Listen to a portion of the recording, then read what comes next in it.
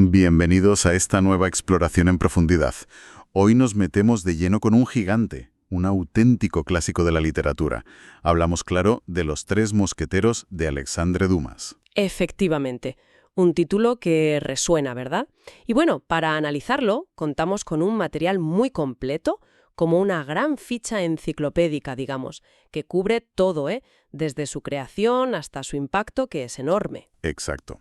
Y nuestra idea hoy es intentar desentrañar qué tiene esta novela, ambientada ya por el siglo XVII en Francia, para seguir tan viva casi 2 siglos después. Queremos, pues, ir un poco más allá de la aventura y entender esa magia que perdura. ¿Cuál es el secreto? Bueno, para empezar hay que situarse. Estamos en Francia entre 1625 y 1628, reinado de Luis XIII. Es la época perfecta para el género que llaman swashbuckler, ¿no? De capa y espada. Ah, sí. Espadachines heroicos, justicieros. Eso es, caballerosos, luchando por la justicia, a menudo contra el poder establecido o corrupto. Es el caldo de cultivo ideal. Y aunque el título menciona a tres mosqueteros, la chispa, el motor de la historia, es otro personaje, ¿verdad? Un aspirante justo. El joven D'Artagnan, un gascón, impetuoso, lleno de sueños, que va a París con la idea fija de unirse a los mosqueteros de la Guardia. Aunque al principio no lo consigue, claro. Pero se cruza con ellos. Se cruza enseguida, sí, con Athos, Porthos y Aramis, los tres famosos. Y esta novela, que se publicó por entregas en 1844, fue solo el principio, ¿no? Era la primera de una trilogía. Exacto, las novelas de D'Artagnan. Y el éxito fue, inmediato. Arrasó. Y como vemos, dura hasta hoy. Una barbaridad. Una popularidad tremenda, desde el minuto 1. Entonces, ¿de dónde sale? ¿Cómo nace una obra así? Porque parece que Dumas, en el propio prefacio, ya empieza jugando un poco. Sí, juega al despiste. Menciona unas memorias, las Memoires de Monsieur d'Artagnan, de un tal Gatien de Cortilse-Sandras. Ajá. Y parece que eso sí es real, que esas memorias, que eran una versión un poco novelada de la vida del D'Artagnan histórico, Charles de Batz-Castelmore, pues le sirvieron de inspiración. Las encontró Dumas mientras buscaba documentación para otra historia, una sobre Luis XIV. ¿Y le llamó la atención algo en concreto? Según cuenta él, le impactó la escena del primer encuentro de D'Artagnan con Monsieur de Treville, el capitán, y con los tres mosqueteros. En la antesala. Vale, pero aquí viene lo interesante, ¿no? Que Dumas no se limita a decir «me inspiré en esto», va más allá. Exacto. Se inventa una historia sobre el origen de su propia historia. Es genial. ¿Cómo que se inventa? Pues afirma que encontró otro manuscrito, uno perdido, titulado Mémoires de Monsieur le Comte de la Fère, que es el título de Athos, y presenta su novela casi como si estuviera transcribiendo ese manuscrito encontrado. O sea que nos dice, ojo, que esto casi es historia real encontrada. Eso es. Una estrategia narrativa buenísima. Desde el principio ya está borrando la línea entre lo que es historia documentada y lo que es pura aventura inventada. Le da un aire de autenticidad, ¿no? Qué bueno. Y hablando de creación, de invención, hay una figura importante ahí que a veces no se menciona tanto. Importantísima. Auguste Maquet. Sin él, la historia sería distinta. Colaboró con Dumas no solo aquí, sino en las secuelas y en El Conde de Montecristo, que no es poco. ¿Y cómo funcionaban? ¿Cuál era el método? Pues, a ver, Maquet era el que hacía el trabajo de investigación histórica. Buscaba datos, proponía líneas argumentales. Como el arquitecto, digamos. Y luego llegaba Dumas. Y Dumas era el mago. Cogía ese material, lo expandía, quitaba personajes, metía otros nuevos y, sobre todo, le daba su estilo inconfundible. Esos diálogos chispeantes, ese ritmo trepidante, los personajes, enormes. El toque Dumas. El toque Dumas. Y todo esto salía en un periódico, Les Siècles, por entregas. ¿Qué importancia tiene eso, el contexto de la publicación? Pues mucha, la verdad.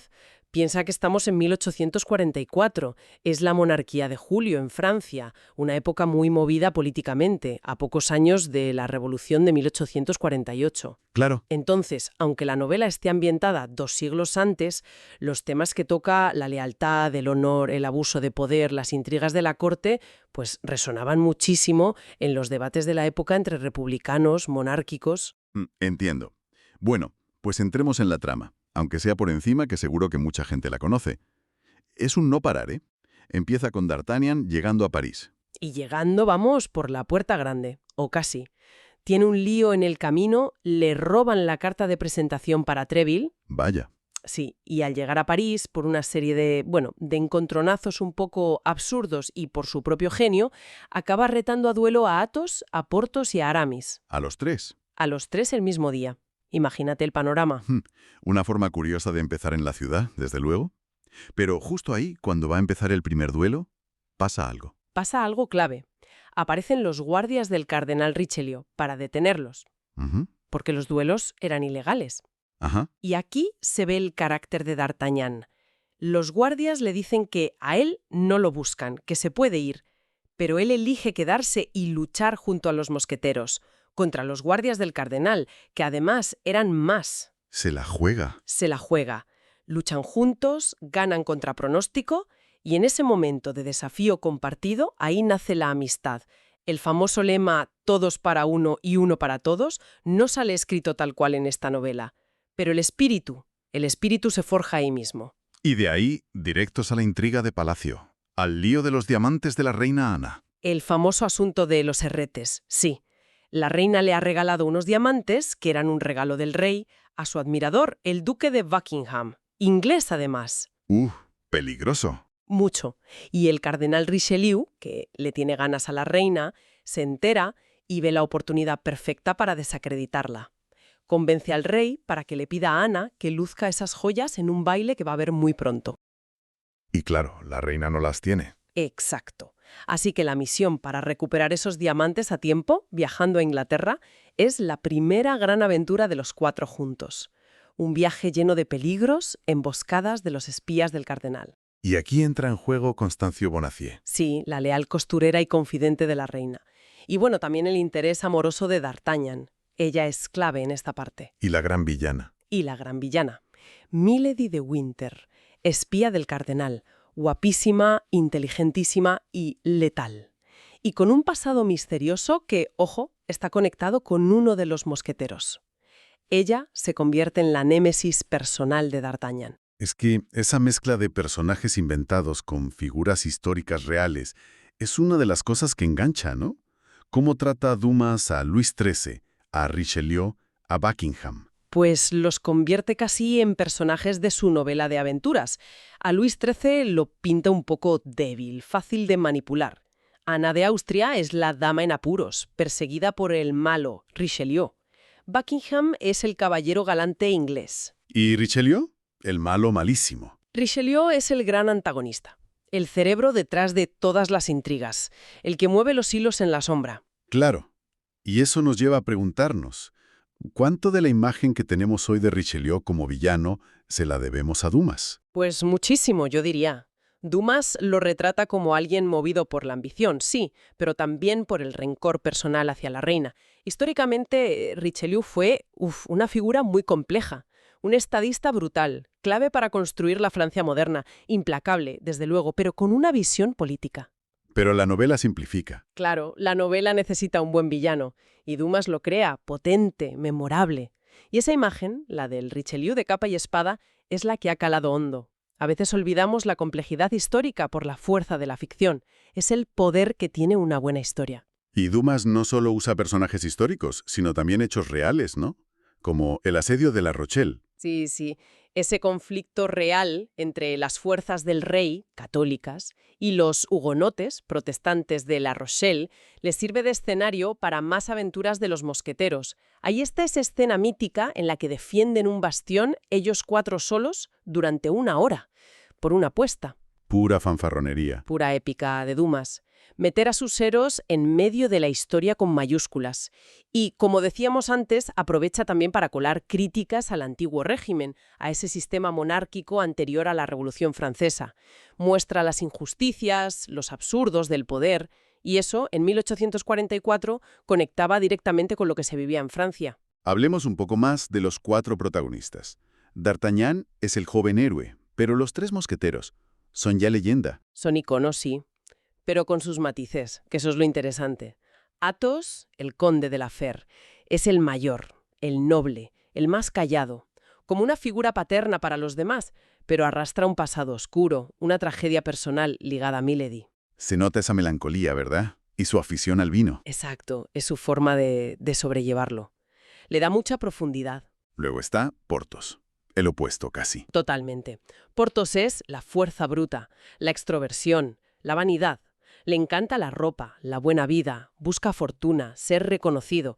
Es un personaje muy físico, muy directo. Y Aramis, el tercero en discordia. Aramis es la elegancia, la finura, pero también la dualidad. Es guapo, refinado, pero siempre está debatiéndose entre si hacerse cura o seguir con sus líos de faldas y sus intrigas políticas. Un hombre de contradicciones. Eso es, muy humano, en el fondo. Y frente a ellos, o más bien contra ellos, está Milady de Winter. Decías que es más que una villana de opereta. Sí, hombre, mucho más. A ver, es la mala de la historia, no hay duda. Es cruel, manipuladora, no tiene escrúpulos. Pero también es una mujer increíblemente inteligente y con una fuerza, con una capacidad de acción en un mundo totalmente dominado por hombres, que es fascinante. Usa sus armas. Usa su belleza, su astucia, para sobrevivir y para sus fines. Aunque la novela la pinte como malvada y comete actos terribles, claro, contra Constance, contra Buckingham, su desafío constante a las normas y al poder masculino la hace compleja. Y su pasado con Athos, esa marca de la flor de lis que lleva por un crimen antiguo, añade capas de tragedia a la historia de ella y a la de él. Es verdad. Y los sirvientes, que a veces se nos olvidan, pero son importantes. Importantísimos. Y son un poco el reflejo de sus amos, ¿no? Planchet, el de D'Artagnan, que es listo y leal. Grimaud, el de Athos, que casi no habla, pero lo entiende todo. Ese es genial. Mousqueton, el de Porthos, tan vanidoso como él. Y Bazin, el de Aramis, que está deseando que su amo se meta a cura de una vez. Dan mucho color.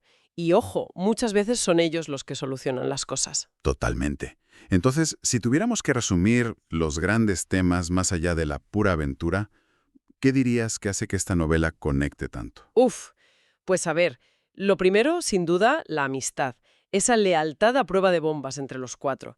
Es el corazón de la novela. Sí. Luego, claro, el honor, la lealtad, aunque a veces sea complicada. Lealtad al rey, a la reina, a los amigos. Y esa idea de buscar una justicia, aunque sea personal, frente a un poder que a menudo es injusto o corrupto. Y esa mezcla de géneros que ya hemos comentado, no es solo capa y espada. No.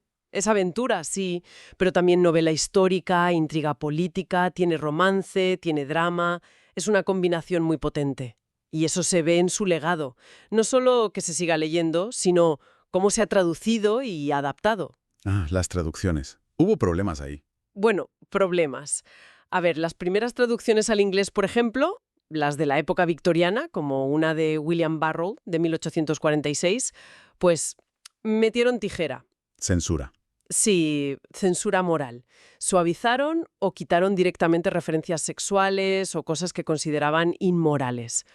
Y eso afectaba mucho. Pues hombre, según críticos más modernos, como Richard Pever, que ha hecho traducciones buscando ser más fiel al original, sí afectaba.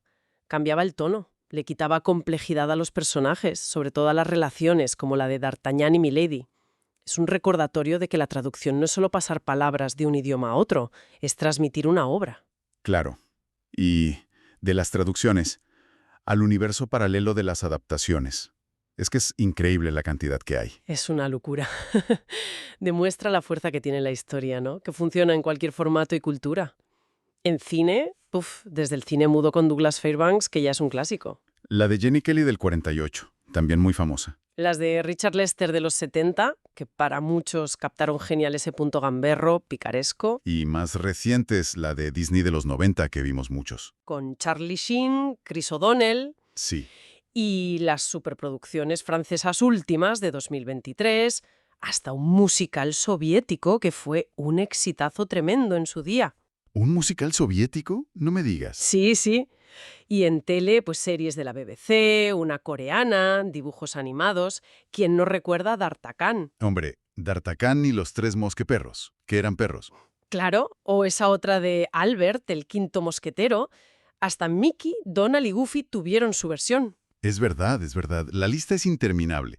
Teatro, musicales en Broadway, Holanda, Francia, videojuegos, juegos de mesa, webseries que le dan una vuelta de tuerca, con personajes femeninos. Parece que cada generación necesita contar su propia versión de los mosqueteros. Y eso es lo bonito, ¿no? Demuestra que los temas, la amistad, el honor, la aventura, son universales y que los personajes son tan potentes que se pueden reinterpretar. A veces se cambia el tono, a veces el género de los protás, como en algunas obras de teatro donde D'Artagnan es una mujer. La historia sigue viva, sigue hablando con nosotros hoy. Entonces, si hacemos balance, Los Tres Mosqueteros es mucho, mucho más que una novela de aventuras para pasar el rato. Muchísimo más. Es una obra que mezcla de forma magistral la historia novelada, unos personajes inolvidables, que son arquetipos, sí, pero también complejos, la intriga política, un canto a la amistad y a la lealtad y una acción que te atrapa.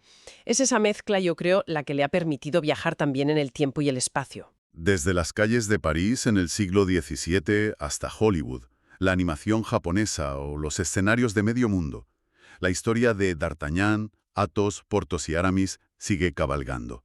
Sigue muy viva. Sí que lo está. Y mira, como reflexión final, volviendo a ese juego de Dumas al principio, en el prefacio, ¿qué efecto tiene en nosotros, como lectores, esa forma de presentarlo? No como me lo he inventado todo, sino como he encontrado estos manuscritos. Sí, Ese gesto de borrar la línea entre la ficción y la supuesta realidad histórica. ¿No será esa una de las claves para que nos metamos tan de lleno en la historia? Para que aceptemos sus reglas, vivamos la aventura casi como si, bueno, como si de alguna forma pudiera haber sido verdad. Quizá ahí está parte del secreto de por qué nos sigue fascinando tanto. Es algo para darle una vuelta, ¿no?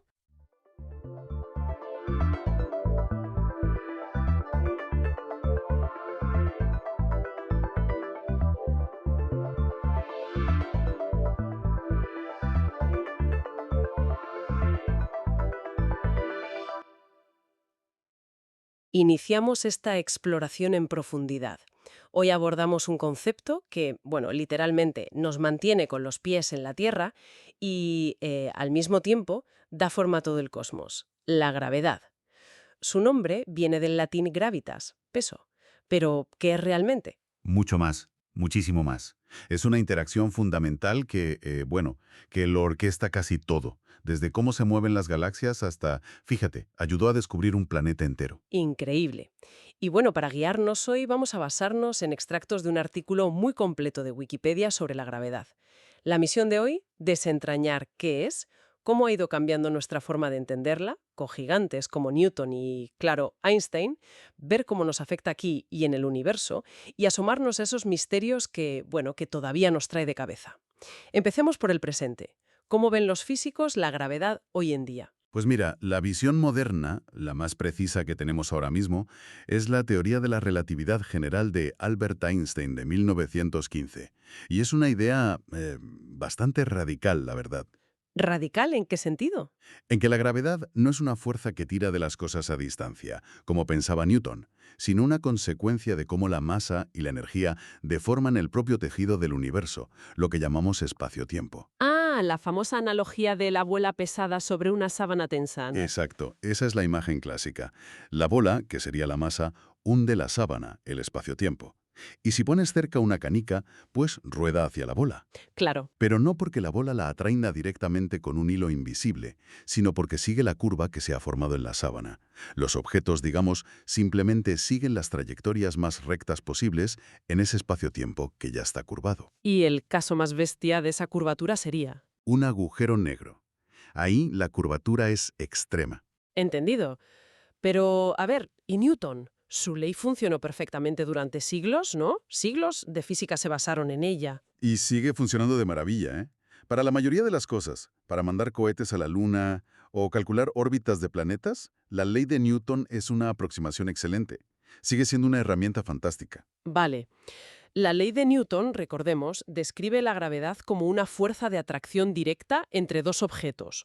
La famosa fórmula F igual a G por m1 por m2 entre r al cuadrado. Esa nos suena a todos del instituto, creo. Seguro.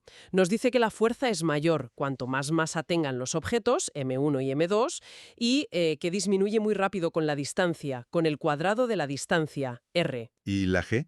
Esa letra mayúscula. Ah, G es la constante de gravitación universal, y es un número increíblemente pequeño. ¿Pequeño? La gravedad no es fuerte, nos mantiene pegados al suelo. A nuestra escala parece fuerte porque la Tierra es enorme. Pero si comparas la atracción gravitatoria entre dos protones, por ejemplo, con su repulsión eléctrica, la electricidad gana por goleada. Es billones y billones de veces más fuerte. Vaya. Por eso a nivel subatómico, la gravedad casi no pinta nada. Pero como siempre atrae y se suma con grandes acumulaciones de masa como planetas o estrellas, pues a escala cósmica es la que manda. Y un dato curioso, Newton habló de proporciones, pero la G no la midió él. Eso vino después, con Cavendish. Has mencionado antes algo que fue clave para Einstein, el principio de equivalencia. ¿Eso qué es exactamente? Es una observación experimental. Bueno, sorprendente y fundamental. Resulta que la masa que mide la inercia de un objeto, o sea, cuánto se resiste a que lo muevas, la m, en la famosa F igual a ma de Newton, es exactamente la misma que la masa que siente la gravedad y que también crea gravedad. La m en la ley de la gravedad, Vale, suenan parecido, pero ¿por qué es sorprendente? porque no tendría por qué ser así. Una cosa es resistirse al cambio de movimiento y otra interactuar gravitatoriamente. Podrían ser dos propiedades distintas con valores diferentes, pero no, son idénticas y con una precisión increíble, comprobado experimentalmente. Ya veo. Y para Einstein, esta equivalencia fue la chispa. Le llevó a lo que él llamó su pensamiento más feliz. Si estás en caída libre, por ejemplo, en un ascensor al que se le rompen los cables, Qué mal rollo. sí, pero en ese momento no sentirías tu propio peso, flotarías dentro igual que los astronautas en la estación espacial. Localmente para ti, la gravedad habría desaparecido. Entiendo. Y Einstein pensó, ¿cómo puede una fuerza desaparecer solo por cómo te mueves? La única explicación lógica era que la gravedad no fuese una fuerza en el sentido clásico, sino algo intrínseco a la geometría del espacio-tiempo. Fascinante, la verdad. Pero claro, llegar hasta ahí fue un camino muy largo. ¿Cómo empezó todo esto? ¿Cuáles eran las primeras ideas? Pues durante siglos, la idea que mandaba era la de Aristóteles, ¿no? Que las cosas caían a la Tierra porque era su lugar natural, el centro del universo. Y él creía, y esto es importante, que los objetos más pesados caían más rápido. Exacto. Una idea intuitiva pero incorrecta. El primer gran cambio fue empezar a dudar y sobre todo a experimentar, aunque siempre se cuenta la anécdota de Galileo y la Torre de Pisa. Que igual ni la hizo, ¿no? Probablemente no como se cuenta, pero sí hizo experimentos cruciales. Otros antes, como Simon Stevin en Delft, también hicieron pruebas, pero fueron los experimentos de Galileo, muy cuidadosos, usando planos inclinados para ralentizar la caída y poder medirle. Ajá. Los que demostraron algo clave. Si quitas el efecto del aire, todos los objetos caen con la misma aceleración. Da igual si es una pluma o una bola de cañón. Su peso no importa para la aceleración. Eso sí que es antiintuitivo. Totalmente. Y Galileo no se quedó ahí. Introdujo conceptos superimportantes como la inercia, la idea de que un objeto en movimiento tiende a seguir moviéndose si no actúa una fuerza, y un primer principio de relatividad. Las leyes físicas son las mismas si estás quieto o moviéndote a velocidad constante. Ideas clave para lo que vendría después. Mientras tanto, otros miraban al cielo. Kepler, usando los datos súper precisos que había acumulado Tycho Brahe, Un trabajo de chinos, recopilar esos datos sin telescopios. increíble. Bueno, pues Kepler descubrió que los planetas no se movían en círculos perfectos como se pensaba, sino en elipses. Y describió sus movimientos con leyes matemáticas. Ya intuía que tenía que haber alguna fuerza o atracción mutua entre los cuerpos celestes. Sí, se iba cosiendo algo. Científicos como Robert Hooke, un contemporáneo y rival de Newton, también tuvieron ideas importantes. Hooke llegó a proponer que todos los cuerpos celestes se atraen y que esa atracción disminuye con la distancia. Faltaba la fórmula mágica, la teoría completa. Y entonces, ¡boom!, llegó Newton. Su libro Los Principia Mathematica de 1687. Aquí es donde la cosa se pone seria de verdad, ¿no? Absolutamente. Es uno de los libros científicos más importantes de la historia, sin duda. Lo que hizo Newton fue revolucionario. Unificó la física de la Tierra con la física de los cielos, ¿Cómo? con una única ley matemática. Demostró que la misma fuerza, la misma interacción que hacía caer una manzana del árbol, si es que la anécdota es cierta, era la que mantenía a la Luna girando alrededor de la Tierra y a los planetas girando alrededor del Sol. Era universal. ¿La ley de la gravitación universal? Eso es. Propuso su ley esa que dice que la fuerza es proporcional al producto de las masas e inversamente proporcional al cuadrado de la distancia. Y, lo más importante, demostró matemáticamente que esta ley explicaba perfectamente las leyes de Kepler sobre las órbitas elípticas. Unificó todo. Y no solo explicó lo que se veía, sino que permitió predecir. Lo del descubrimiento de Neptuno es alucinante. Espectacular, sí. Vieron que Urano se movía de forma un poco rara. Tenía pequeñas irregularidades en su órbita que no se podían explicar solo con la atracción del Sol y los otros planetas conocidos. Ajá. Entonces, dos matemáticos, Adams y Le Verrier, de forma independiente, se pusieron a calcular, usando la ley de Newton. Dijeron, a ver, ¿dónde tendría que haber otro planeta y con qué masa para causar estas perturbaciones? Calcularon su posición. Y estaba allí. Y los astrónomos apuntaron sus telescopios y lo encontraron casi exactamente donde habían predicho en 1846. Fue un triunfo brutal para la teoría de Newton. Parecía que ya estaba todo resuelto, que la gravedad se entendía perfectamente. Parecía, pero siempre hay un pero en ciencia, ¿verdad? Había una pequeña cosita que no encajaba. Exacto. Una pequeña anomalía, pero muy persistente. La órbita de Mercurio, el planeta más cercano al Sol. ¿Qué le pasaba? Su punto más cercano al Sol, lo que se llama el perihelio, no se quedaba fijo en el espacio, sino que iba avanzando muy lentamente, como si la elipse entera rotara un poquito con cada vuelta. ¿Mm? La teoría de Newton predecía parte de este avance debido a la influencia de los otros planetas, Júpiter, Venus, pero quedaba un pequeño exceso, unos 43 segundos de arco por siglo, que nadie podía explicar. 43 segundos de arco, eso suena a poquísimo. Es diminuto, un grado tiene 3.600 segundos de arco, pero era una discrepancia real y medible que no cuadraba con la teoría más exitosa de la historia. Se intentó de todo, ¿eh? Se propuso que había un planeta aún más interior, al que llamaron Vulcano, Vulcano, como en Star Trek. el mismo nombre, pero nunca se encontró. Esa pequeña grieta en la órbita de Mercurio fue, digamos, la puerta por la que entró Einstein. Y Einstein no puso un parche, sino que reconstruyó el edificio entero, ¿no? ¿Qué le llevó a esa idea tan distinta del espacio-tiempo curvo? Pues fueron varias cosas que convergieron en su mente. Por un lado, su propia teoría de la relatividad especial, la de 1905, ya había cambiado radicalmente las ideas sobre el espacio y el tiempo.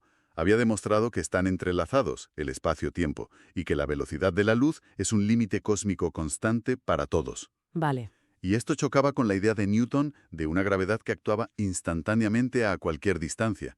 Si nada puede ir más rápido que la luz, ¿cómo podía la gravedad transmitirse al instante? Buena pregunta. Luego estaba el principio de equivalencia, del que ya hablamos, esa idea de que en caída libre la gravedad desaparece localmente. Le dio la pista clave. La gravedad tenía que estar relacionada con la geometría, con la estructura misma del espacio-tiempo. Y supongo la anomalía de Mercurio era el problema concreto que quería resolver. Exacto. Necesitaba una teoría que funcionara donde Newton fallaba, aunque fuese por poco, y su teoría de la relatividad general, la de 1915, lo consiguió. ¿Cómo? Al describir la gravedad no como una fuerza, sino como la curvatura del espacio-tiempo causada por la masa y la energía. En esta nueva imagen, los planetas orbitan el Sol no porque éste los tire, sino porque siguen las líneas rectas, llamadas geodésicas, en un espacio-tiempo curvado por la masa del Sol. Entiendo. Y resulta que, al calcular la órbita de Mercurio con esta nueva teoría, esa pequeña precesión extra de 43 segundos de arco salía de forma natural. Encajaba perfectamente. Qué elegante. Una explicación matemática brillante. Pero, claro, una cosa es la matemática y otra la realidad. ¿Cómo se podía comprobar si el espacio-tiempo se curvaba de verdad? Esa era la gran pregunta. Y Einstein mismo propuso una prueba. Si el espacio-tiempo se curva cerca de una gran masa como el Sol, entonces la luz de las estrellas lejanas que pase rozando el Sol debería desviarse de su camino recto. La luz también sigue la curvatura. Exacto. La luz también viaja por el espacio-tiempo, así que si está curvado su trayectoria también se curva. El problema es que normalmente no podemos ver estrellas cerca del Sol porque nos deslumbra, Claro. salvo. Salvo durante un eclipse total de Sol. Y eso fue lo que hizo el astrónomo británico Arthur Eddington en 1919. Organizó dos expediciones, una a Brasil y otra a la isla de Príncipe en África, para fotografiar las estrellas cercanas al Sol durante un eclipse. ¡Qué aventura! Y midieron cuidadosamente las posiciones de esas estrellas. Compararon las fotos del eclipse con fotos de las mismas estrellas tomadas meses antes, cuando el Sol no estaba cerca. Y, bingo, Las estrellas aparecían ligeramente desplazadas, exactamente como predecía la teoría de Einstein. Y ojo, la desviación era el doble de lo que se esperaría si la luz simplemente tuviera masa y cayera según la ley de Newton. Fue la confirmación espectacular que lanzó a Einstein a la fama mundial.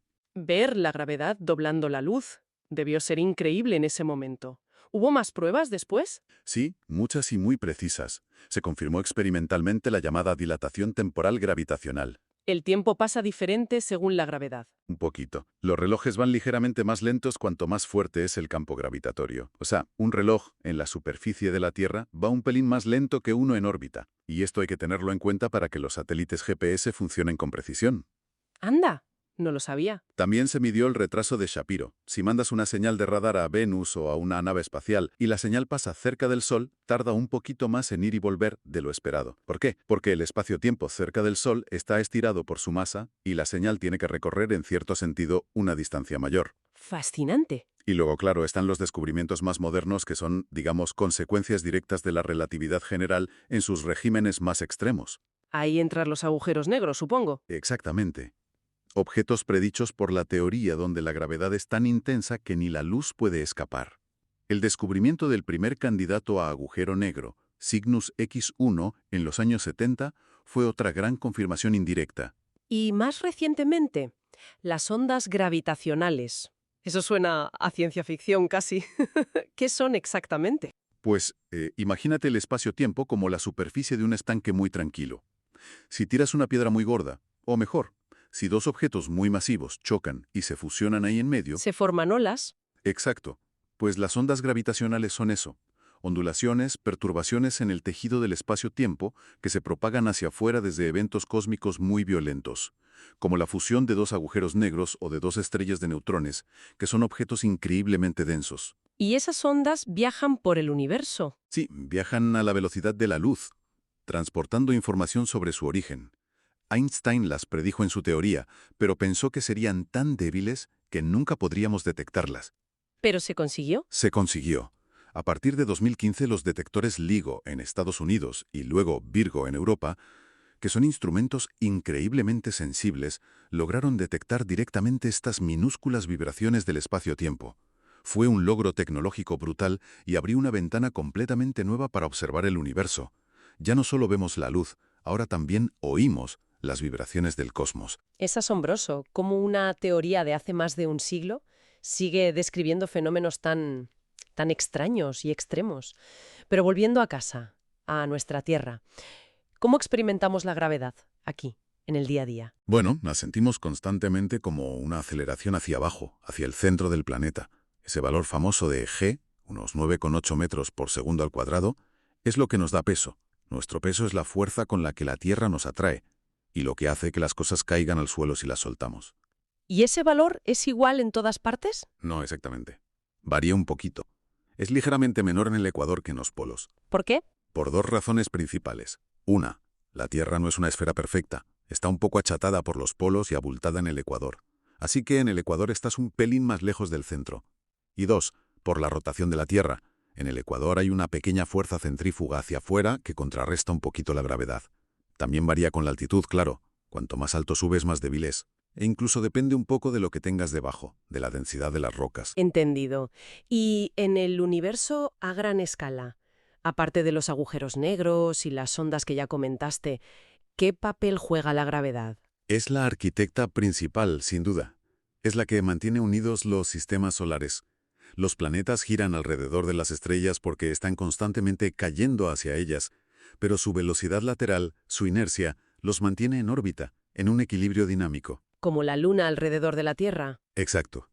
Y es la fuerza que permite que las enormes nubes de gas y polvo que hay en el espacio se colapsen sobre sí mismas por su propia atracción gravitacional hasta que la presión y la temperatura en el centro son tan altas que se encienden las reacciones nucleares y nace una estrella. O sea, sin gravedad no habría estrellas. Ni galaxias. La gravedad también determina cómo viven y mueren las estrellas. Es una lucha constante. La gravedad tira hacia adentro, intentando aplastarla, y la presión generada por las reacciones nucleares, o por otros mecanismos en etapas posteriores, empuja hacia afuera. Según la masa de la estrella, al final gana una u otra. ¿Y el resultado puede ser? Pues desde una enana blanca, el cadáver denso de una estrella como el Sol, hasta una explosión de supernova que deja atrás una estrella de neutrones increíblemente compacta, o si la masa es suficiente, un agujero negro, donde la gravedad gana la batalla final de forma absoluta. ¿Y a escalas todavía mayores? A escalas cosmológicas, la gravedad es la que estructura el universo. Es la que atrae la materia, y aquí entra la misteriosa materia oscura, para formar las galaxias, y luego agrupa esas galaxias en cúmulos y supercúmulos, formando una especie de red cósmica gigantesca. Has vuelto a mencionar la materia oscura. Parece que, a pesar de lo bien que funciona la relatividad general de Einstein, todavía quedan, bueno, cabos sueltos importantes, ¿no? Muchísimos. De hecho, lo fascinante aquí es que, aunque la relatividad general es nuestra mejor teoría de la gravedad, tenemos varias observaciones a gran escala, observaciones astronómicas, que no encajan del todo bien si solo consideramos la gravedad de Einstein y la materia que podemos ver, la materia ordinaria hecha de átomos. ¿Como cuáles, por ejemplo? La principal, y la más famosa, es la rotación de las galaxias espirales como la nuestra. Cuando medimos la velocidad a la que giran las estrellas en los bordes de esas galaxias, Giran demasiado rápido. exacto, giran mucho más rápido de lo que deberían si la única masa presente fuera la de las estrellas, el gas y el polvo que vemos. Es como si hubiera un montón de masa invisible, que no emite ni absorbe luz, pero que está ahí, ejerciendo una atracción gravitatoria extra y manteniendo unidas esas estrellas que giran tan deprisa. ¿Y a esa masa invisible la llamamos? Materia oscura. La explicación más aceptada es que existe esta sustancia exótica, que no sabemos qué es, no son partículas del modelo estándar de la física de partículas, pero que interactúa gravitatoriamente. Y ojo, se estima que podría haber 5 o 6 veces más materia oscura que materia ordinaria en el universo. O sea, un 85% de toda la materia sería oscura. El 85%. Eso es una barbaridad. Es como si no viéramos la mayor parte del universo material. Tal cual. Y no es el único enigma. Hay más. Sí, el otro gran misterio cósmico es la expansión acelerada del universo. Espera, ¿el universo se expande? Sí, eso lo sabemos desde los años 20 con Hubble. El Big Bang inició una expansión. Lo lógico sería pensar que la atracción gravitatoria mutua entre toda la materia del universo debería ir frenando esa expansión con el tiempo, ¿no? Sí, parece lógico. Como cuando lanzas algo hacia arriba. La gravedad lo frena. Pues resulta que no. A finales de los años 90, estudiando supernovas muy lejanas, los astrónomos descubrieron algo sorprendente. La expansión no solo no se está frenando, sino que se está acelerando. Cada vez va más rápido. ¿Pero eso va contra la gravedad? Totalmente. Para explicar esto dentro del marco de la relatividad general, se ha postulado la existencia de algo aún más extraño: la energía oscura. Una especie de energía misteriosa, inherente al propio vacío del espacio, que tendría una propiedad antigravitatoria, una especie de presión negativa que impulsa esta aceleración cósmica. ¿Y sabemos qué es? Ni idea. Su naturaleza es uno de los mayores misterios de la física actual, y lo más increíble es que según los cálculos esta energía oscura constituiría cerca del 70% del contenido total de energía del universo. O sea que si sumamos la materia normal que vemos, las estrellas, los planetas, nosotros, somos ¿qué? Una pequeña propina. Pues sí, aproximadamente un 5% del contenido total de masa y energía del universo es materia ordinaria. El resto es materia oscura, un 25%, y energía oscura, un 70%. Es increíble. Nos dice que básicamente no tenemos ni idea de qué está hecho el 95% del universo. Exacto. Nuestra comprensión del cosmos es, en ese sentido, muy incompleta. Y esto nos lleva, claro, al mayor desafío teórico de todos. Unir la gravedad con la otra gran revolución de la física del siglo XX, la mecánica cuántica.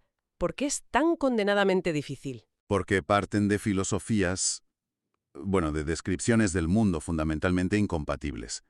La relatividad general, como decíamos, describe un espacio-tiempo suave, continuo, geométrico que se curva.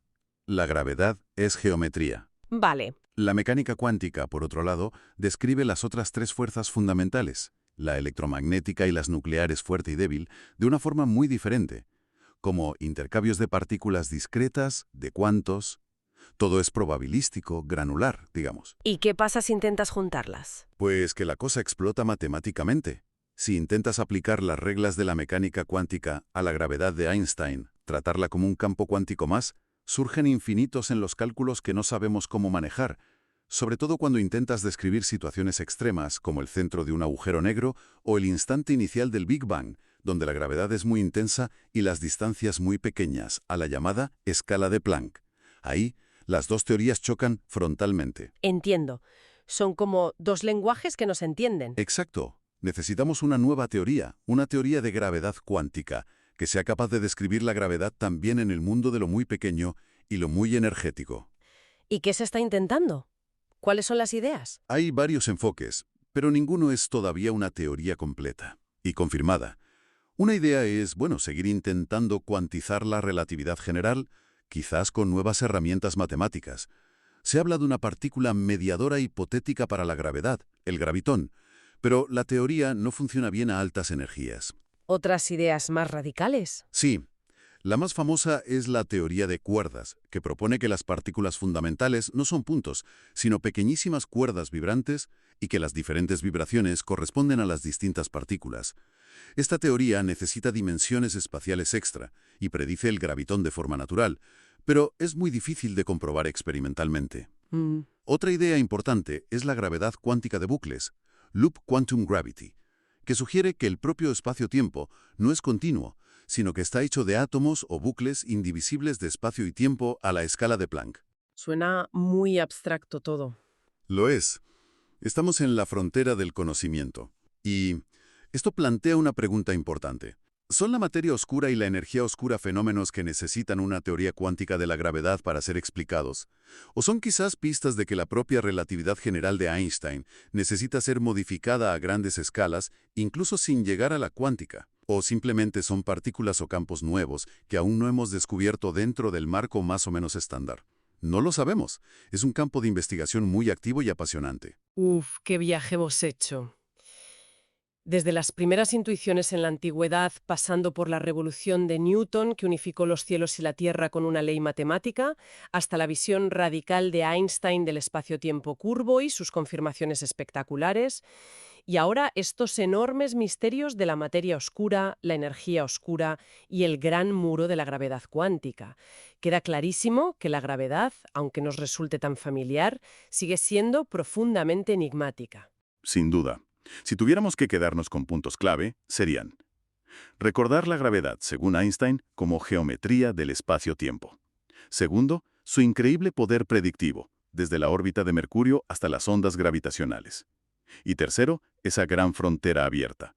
Entender su naturaleza cuántica fundamental y, sobre todo, comprender de qué está hecho realmente el 95% del universo que parece dominado por esos componentes oscuros. Y para terminar, lanzamos una reflexión final basada en todo esto.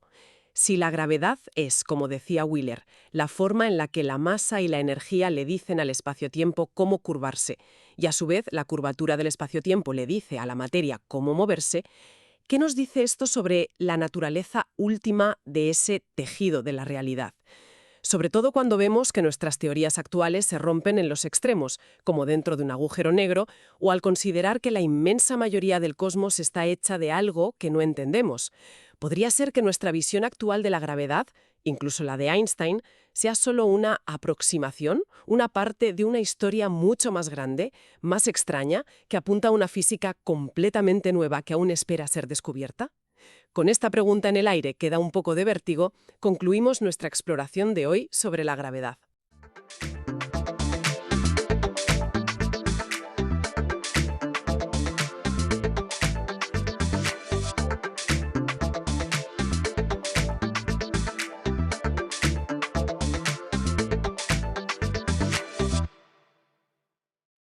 Bienvenida o bienvenido a esta exploración detallada.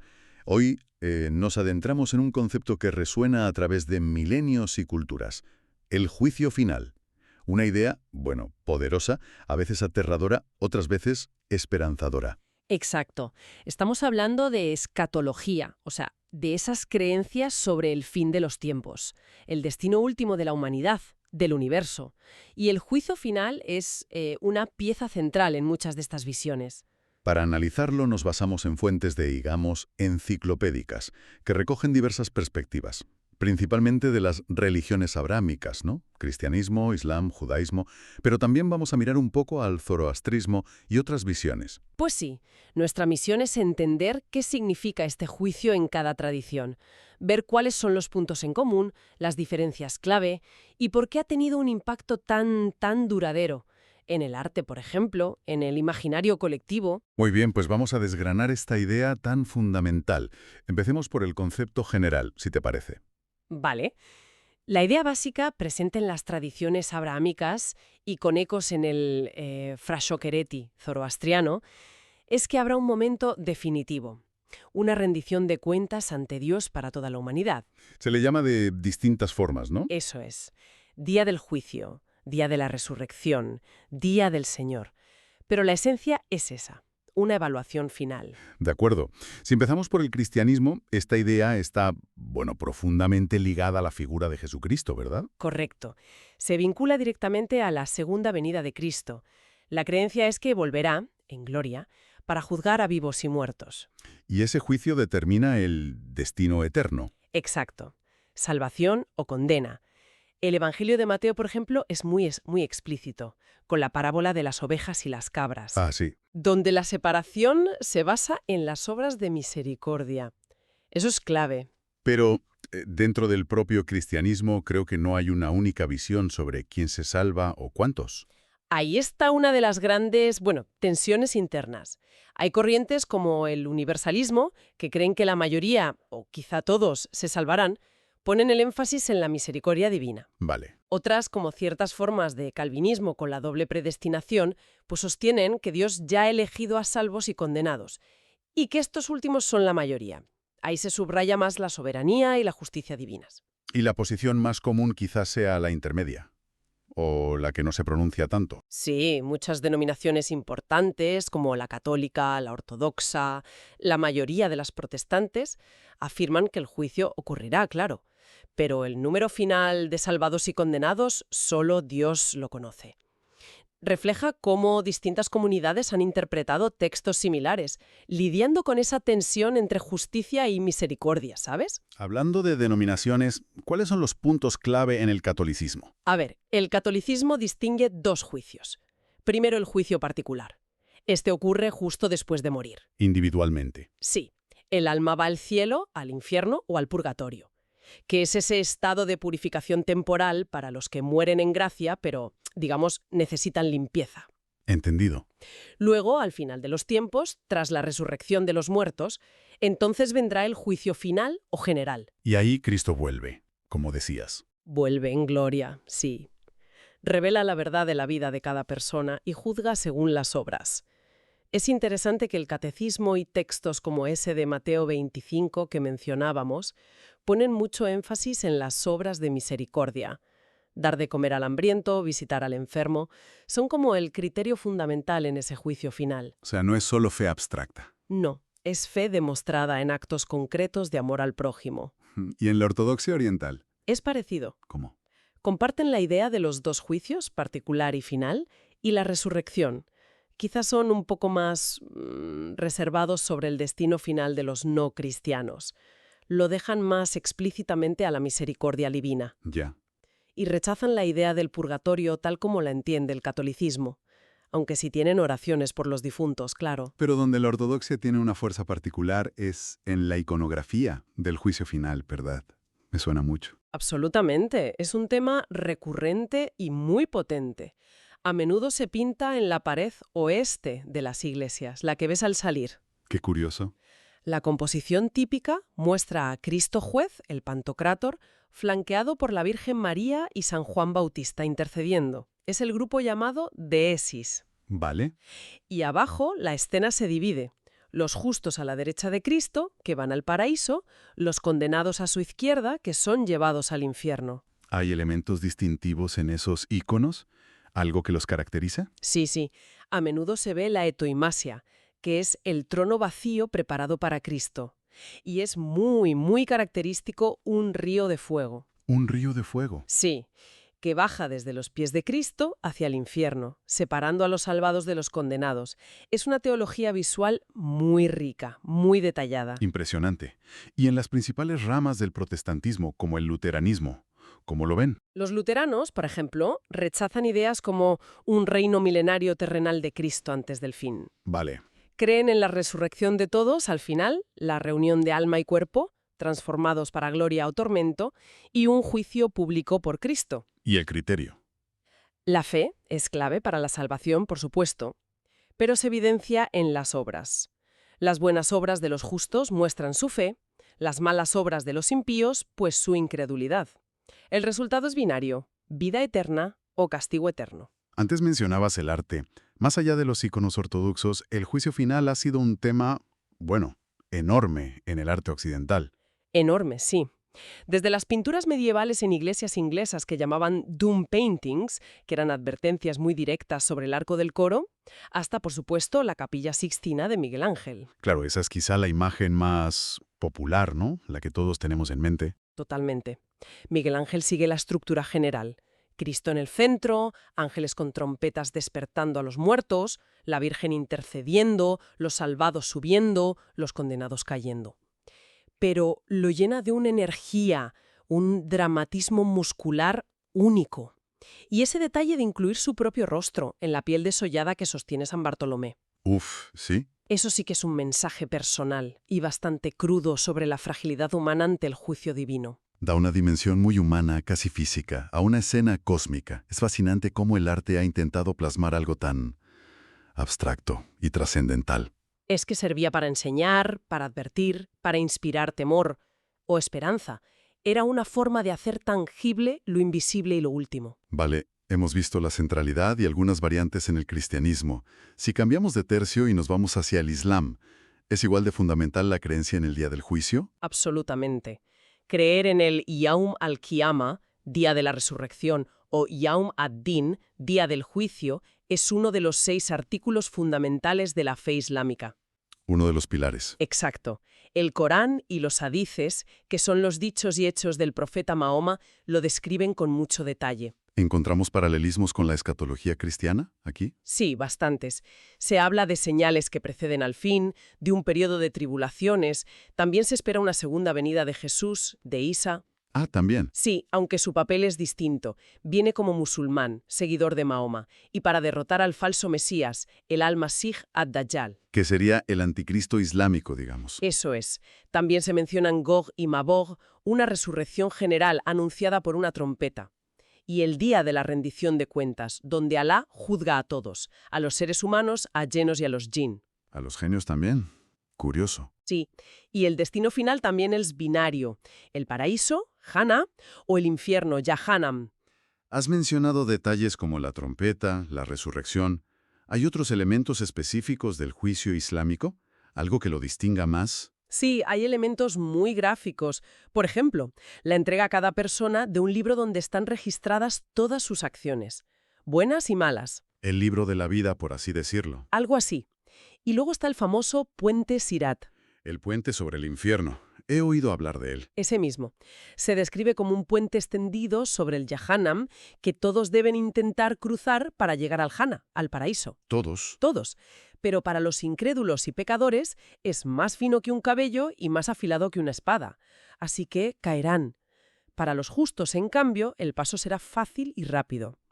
Es una imagen muy potente de la prueba final. Uf, desde luego. Es casi una prueba física, además de moral. ¿Y qué ocurre con los musulmanes que han pecado? ¿Su destino es el infierno eterno? Aquí hay un matiz importante. La creencia mayoritaria es que los musulmanes que cometieron pecados graves, pero murieron creyendo en la unicidad de Dios, pueden pasar un tiempo en el infierno para ser purificados, pero no eternamente. Ah, vale. Hay una fuerte creencia en que, por la misericordia de Alá y la intercesión del profeta, aquellos que mantuvieron la fe fundamental, la shahada, el testimonio de fe, serán eventualmente sacados del fuego y admitidos en el paraíso. O sea que el castigo eterno se reserva para... Para los incrédulos y los idólatras, principalmente. Esto introduce una idea de purificación Similar, aunque no idéntica, al purgatorio católico, ¿no? Guarda cierto paralelismo, sí, en la idea de una purificación post-mortem para los creyentes pecadores. Y estas descripciones tan físicas, el libro, el puente, la balanza para pesar obras, que creo que se llama mizán, Ujú. se toman literalmente.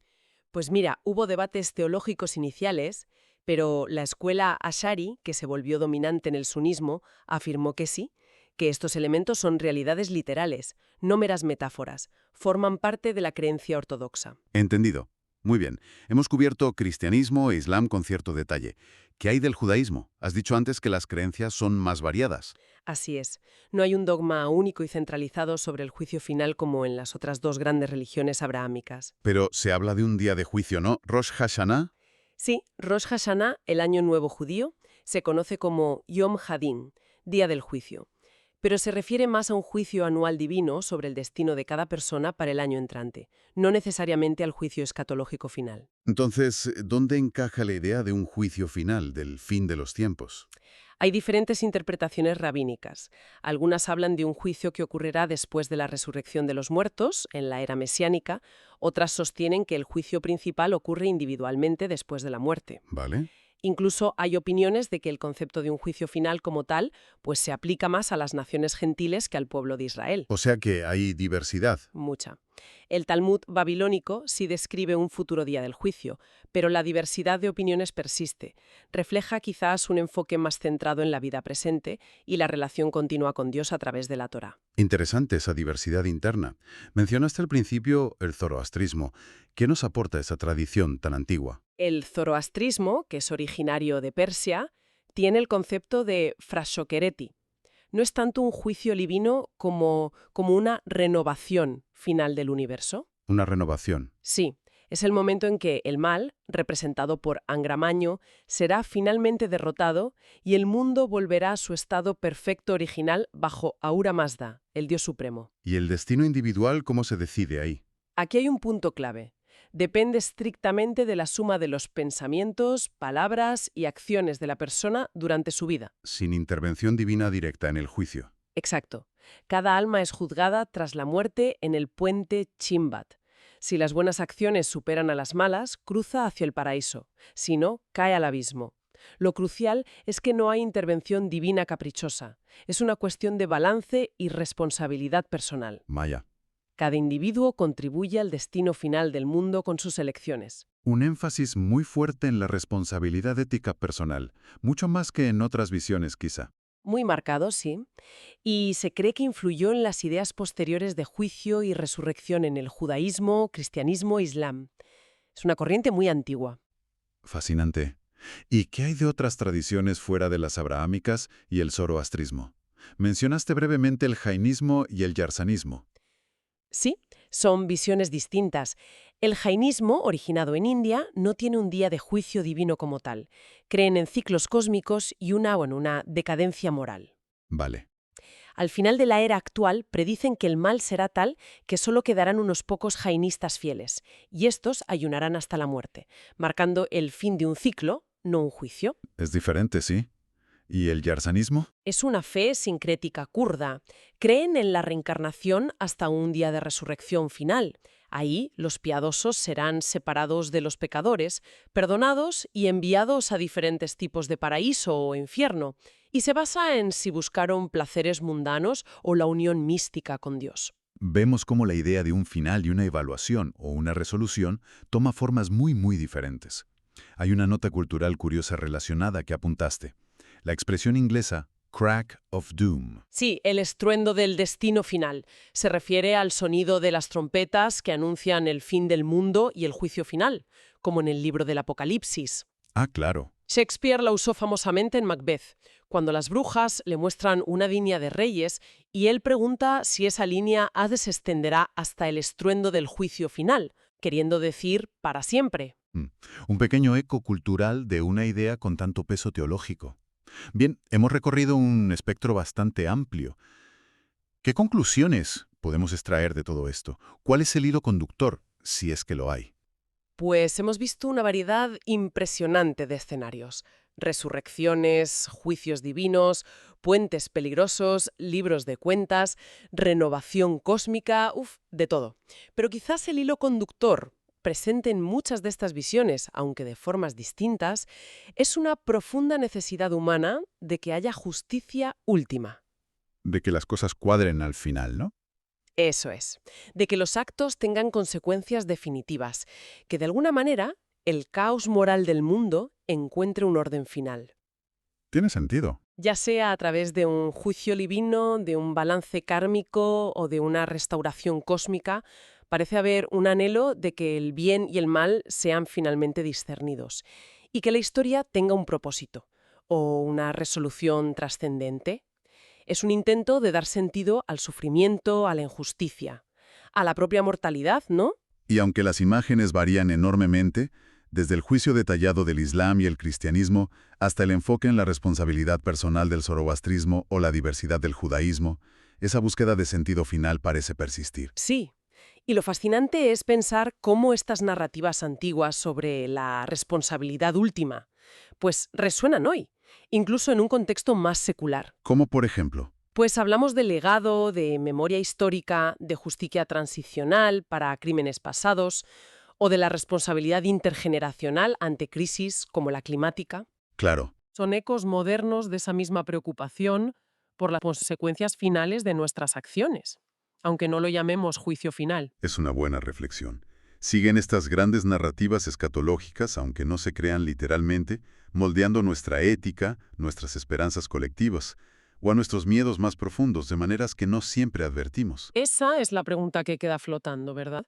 ¿Cómo influyen estas visiones del fin, ya sea como evento cósmico o como metáfora de la responsabilidad final, en la forma en que vivimos y construimos nuestro presente? Bueno, es una cuestión para seguir dándole vueltas, ¿no? Mucho después de que termine nuestra conversación.